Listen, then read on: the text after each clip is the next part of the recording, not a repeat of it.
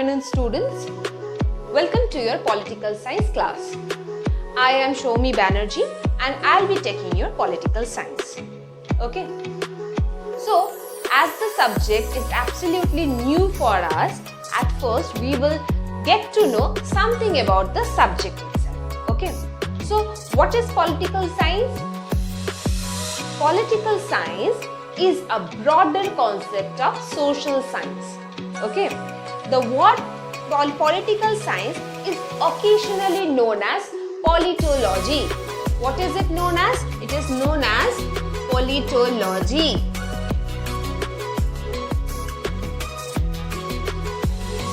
Okay. What does politology mean? Politology means the system of governance.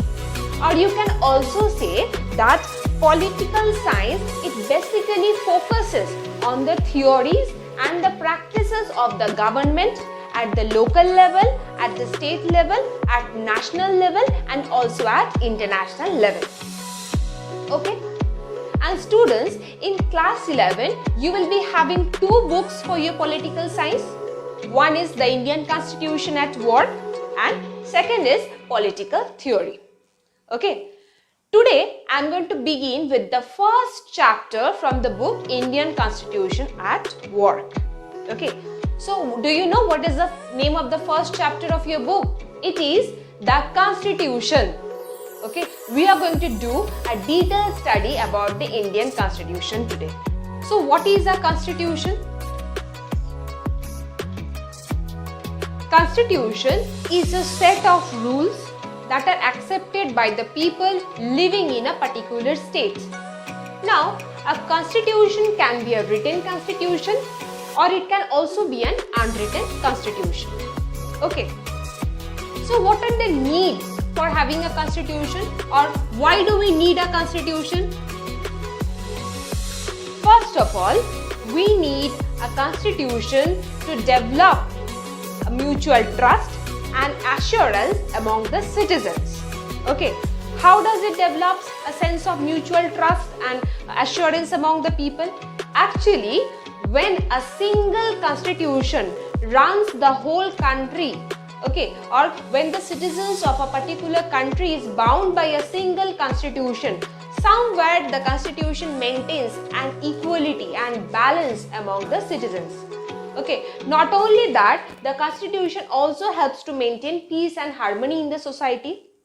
Thirdly, it specifies the powers and functions of the different organs of government. It specifies the composition, the tenure, the term of the different organs of government. It also specifies about the division of power. It specifies the limitations of the government. Okay, it specifies the fundamental rights as well as the fundamental duties of the citizen. Okay, not only that, the constitution also helps to build a fundamental or a justified society. Okay, so these are the needs for having a constitution. Is that clear? Now, usually all the democratic countries has a written constitution. Like America formed its written constitution after a war with Britain. France also formed the written constitution after the French Revolution. Okay. Now, usually this written constitution consists of several articles. Okay. And in several articles, the powers and functions of the government, their composition, their tenure. Okay. Not only the powers and functions of the government, but the rights enjoyed by the people, the fundamental duties of the people, everything is clearly written down in details in those articles. Okay. But there are some countries which does not have a written constitution till now. And the example of such country is Britain. Okay. Now, Britain does not have any written constitution. Okay. Rather, you can say it has a collective document or it has a collective decision and the country is run according to those collective documents or according to those collective decisions, and those decisions or those documents are only known as their constitution. Okay. Now, the framing of the constitution is not an easy task. Many things have to be kept in mind while framing a constitution. Okay, now there are several factors which determines the framing of a constitution. What are those factors? Number one is mode of promulgation.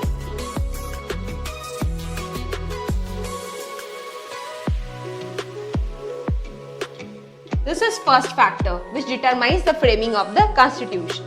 Next is substantive provision. Substantive provision.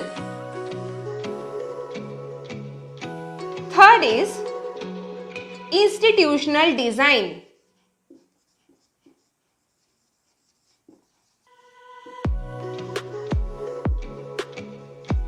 Now these three factors are kept in mind by the framers of the constitution. Okay, based on these three factors the constitution are formed. First I will tell you about the mode of promulgation.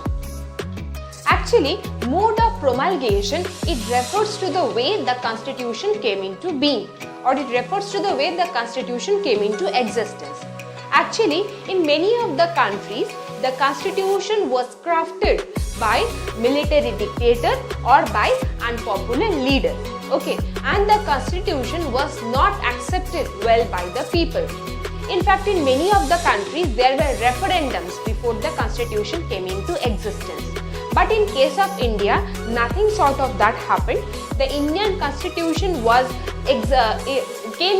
there was no such referendum, and the constitution of India came into being by the process of consensus, and it was supported by popular leadership. Not only that, the constitution of India was accepted very well by its citizens. Okay, next we will discuss about substantive provision. Substantive provision is a successful hallmark of our constitution. Okay, what the substantive provision states? The substantive provision states that there should not be discrimination, okay, or the constitution should not discriminate between the minorities and the majorities. Okay, it states that in a country there should not be any difference between the minorities or the majority, okay, or else the majority may suppress the minority. So in that case, our constitution, the constitution of India, it signifies justice, liberty and fraternity. It states that every citizen is equal before the law. Okay, and without this substantive provision, the constitution is never accepted well before the people, or it is never successful. Okay, next comes your institutional design. For a constitution to work successfully, there is a need to have a balanced institutional design, or rather you can also say there has to be a division of power. There should not be monopoly of power in the hand of a certain group. The powers or the functions of the government should be equally distributed among the different organs. Exactly as in India, the powers of the government are equally distributed between the legislature, executive and the judiciary. Okay, so the constitution states that for becoming successful, there should be a balanced institutional design. That is, the power should be divided equally among the organs of the different organs of the government, or you can say there should be a division of power. Okay. Now, as you already know, you have studied earlier in the lower classes that the constitution was basically drafted by the Constituent Assembly. Okay, now we are going to study in details about the Constituent Assembly. Okay. The Constituent Assembly played a very important role in forming the constitution or in framing the constitution. Now, the members of the Constituent Assembly, they were not directly elected. Okay, they were not directly elected. They were elected through the process of proportional representation. Okay, and out of the total number of members in the Constituent Assembly, that is 299. This was the total number of members earlier in the Constituent Assembly. Out of this 299 members, 26 members were from the scheduled caste. Okay, and 82% were from the Congress party. Okay, as during that time Congress was dominating over the society, okay, or Congress was dominating over the political regime. Because of that reason 82% members were from the Congress and 26 members were from the scheduled caste. Okay, now earlier the number of members in the Constituent Assembly were 299. But after India got divided, okay, after the partition of India into India and Pakistan, both the countries saw the worst form of bloodshed. Okay, as a result, some of the members of the Constituent Assembly, they had to move to the other part of the border. So the number of members from it reduced in the Constituent Assembly, it reduced from 299 to 284.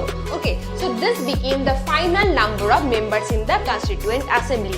Now the drafting of the Constitution was over by 26 November 1949, and these 284 members were present while signing or while signing the draft of the Constitution. That was already done by 26 November 1949. But the Constitution came into effect on 26th January 1950. Okay. Now, today up to this, in my next video, I'll begin from the next part of the chapter. That's all for today. Thank you.